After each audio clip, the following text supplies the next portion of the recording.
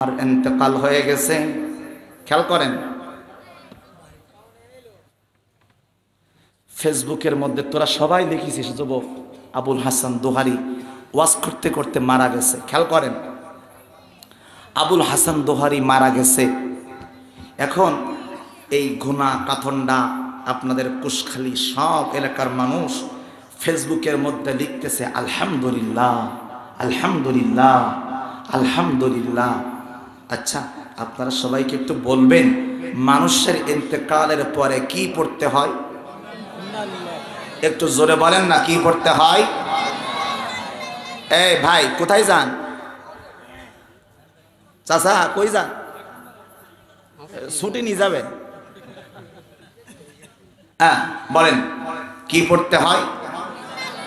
এইবার কোরআন শরীফ খোলেন, 2 নম্বর পারা 2 নম্বর পৃষ্ঠা 21। এই তাফসীর কিন্তু শুরু হচ্ছে, আস্তে আস্তে ব্রেনটা ক্লিয়ার হচ্ছে। 2 নম্বর পারা 2 নম্বর পৃষ্ঠা 10 থেকে 15 নম্বর লাইন, 21 নম্বর পারা 21 নম্বর পারা 21 নম্বর পারা 2 নম্বর পৃষ্ঠা 10 থেকে 15 নম্বর লাইন। এরপরে 4 নম্বর পারা 11 নম্বর পৃষ্ঠা 10 থেকে 15 নম্বর লাইন। এরপরে কুরআনুল কারীমে আল্লাহ এইরকম আয়াত কারিমা অনেক জায়গায় দিয়েছেন। আমরা প্রত্যেকেই এই দোয়াটা পড়ি। সবাই আমার সাথে পড়েন, ইন্না লিল্লাহি, বলে ইন্না লিল্লাহি ওয়া ইন্না ইলাইহি রাজিউন। মানুষ যখন মারা যায় ওই মানুষটার জন্য আমরা পড়ি ইন্না লিল্লাহি ওয়া ইন্না ইলাইহি রাজিউন। কিন্তু আমার ভাইরা, আজকের বাংলাদেশে অনেক চেয়ারম্যান আছে, অনেক মেম্বার আছে, অনেক নেতা আছে। ওই লোকটা যখন মারা যায় ফেসবুকের মধ্যে স্ট্যাটাস দিয়েছে অমুক লোক মারা গেছে। মানুষ ইন্না লিল্লাহ না পড়ে, মানুষ পড়ে বলেন বলেন বলেন বলেন বলেন মানুষ কি পড়ে? ফেসবুকের মধ্যে লেখে আলহামদুলিল্লাহ। কবি নজরুল বলে গেছে, এমন জীবন তুমি করিবে গঠন, মরণে হাসিবে তুমি কাঁদিবে ভুবন। ও ভাইরা, আপনার রমজান মাসের আমল কবুল হয়েছে কিনা? আজকের এই মাহফিল কবুল হলো কিনা? আপনি দুনিয়ায় ভালো মানুষ ছিলেন কিনা তার প্রমাণ কি হবে আপনি বুঝতে পারবেন। কিছুই লাগবে না। আপনার ইন্তেকালের আগে মানুষ যদি 2 চোখের পানি ছেড়ে দিয়ে কান্দে আপনার জন্য, আরে একটা ভালো মানুষকে আমরা হারালাম, এতটুকু যদি আফসোস আপনার জন্য করে, এই কোরআন হাতে নিয়ে বলছি রে ও দুনিয়ার মুসলমান, আপনার হয়তো আমি আবুল হাসান দোহারিকে চেনেন, আমি খোকা হুজুরের কণ্ঠে ওয়াজ করে আপনাদেরকে শোনাইছি, আমি আপনাদেরকে দেলোয়ার হোসেন সাইদি হুজুরের কণ্ঠে ওয়াজ শোনাইছি, আমি আপনাদেরকে আব্দুল খালেক শরীয়তপুরের কণ্ঠে ওয়াজ শোনাইছি। এই কণ্ঠ একদিন থাকবে না, আব্দুল খালেক শরীয়তপুর একদিন থাকবে না, আল্লামা কোরআনের পাখি একদিন দুনিয়ার মধ্য থেকে বিদায় নিয়েছে।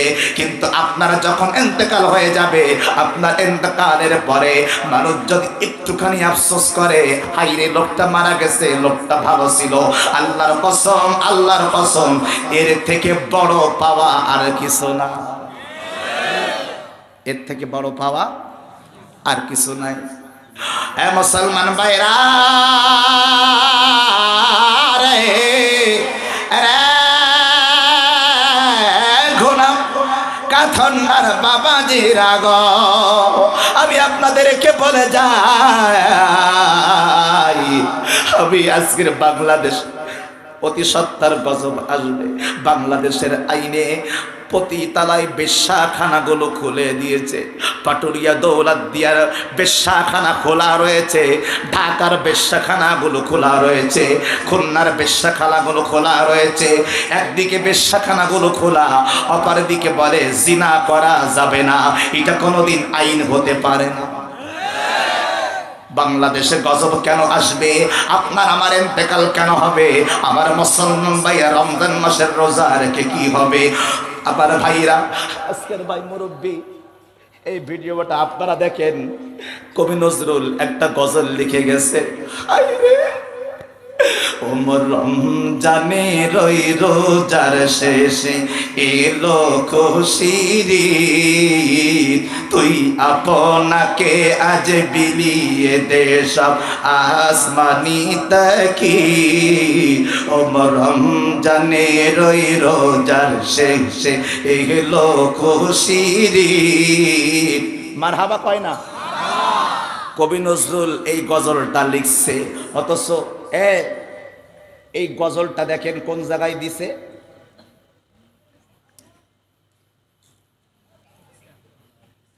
খেয়াল করেন, আহা একটুখান আপনাদের দেখাবো না,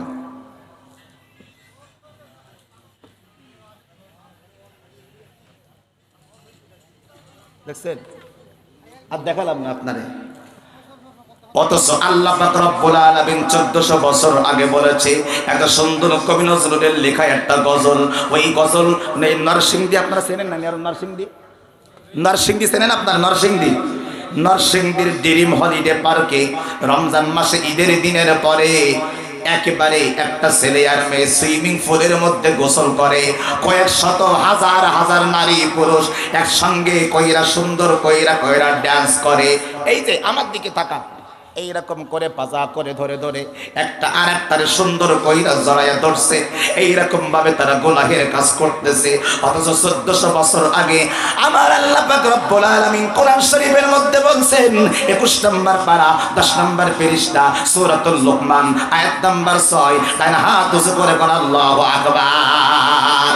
আল্লাহ পাক রব্বুল আলামিন ডাক দিয়া কয়, এ দুনিয়ার মুসলমান তোমরা শোনো, আমি আল্লাহ তোমাদেরকে বলে দিলাম, ওমিনান নাসি মান ইশতারি লাহুল হাদিসি লিউদিল্লা আন সাবিলিল্লাহি বিগাইরি ইলম।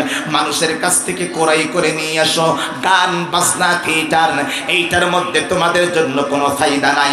আপনাদের এলাকায় যদি কনসার্ট হয়, ওই কনসার্টের মধ্যে যদি আপনারা মুসলমান ভাইরা এক জায়গায় বসে যদি আপনারা কনসার্টের গান শোনেন, তারপরের দিন যদি আবার তাফসীর মাহফিলের ওয়াজ শোনেন, ওই তাফসীর মাহফিলের মধ্যে আপনাদের কোনো ফায়দা হবে?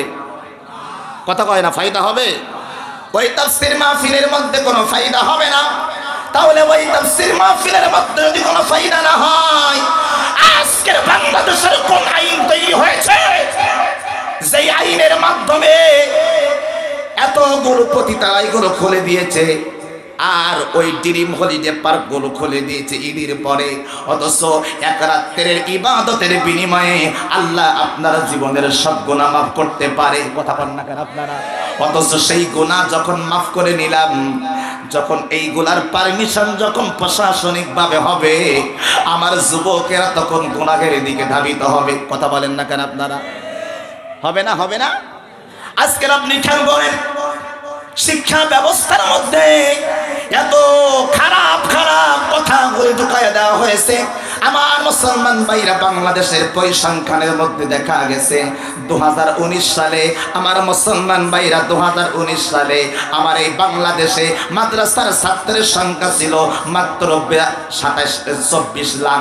2023 সালে মাদ্রাসার ছাত্র বেড়ে হয়েছে 27 লাখ। সুবহানাল্লাহ। অপরদিকে আমার ভাইরা, অপরদিকে আমার ভাইরা স্কুলের ছাত্র ছিল মাত্র 92 লাখ। 2023 সালে আইসা স্কুলের ছাত্র দাঁড়াইছে মাত্র 21 লাখ। এইবার বলেন, মাদ্রাসার ছাত্র বাড়ছে না স্কুলেরটা বাড়ছে? বলেন কোনটা বাড়ছে? একটাই মাত্র কারণ শিক্ষা ব্যবস্থার মধ্যে এমন কথাগুলি ঢোকাই দেওয়া হয়েছে, সেই কথাগুলি ইসলামের সাথে যায় না, কোরআনের সাথে যায় না। কথা বলেন না কেন আপনাদের?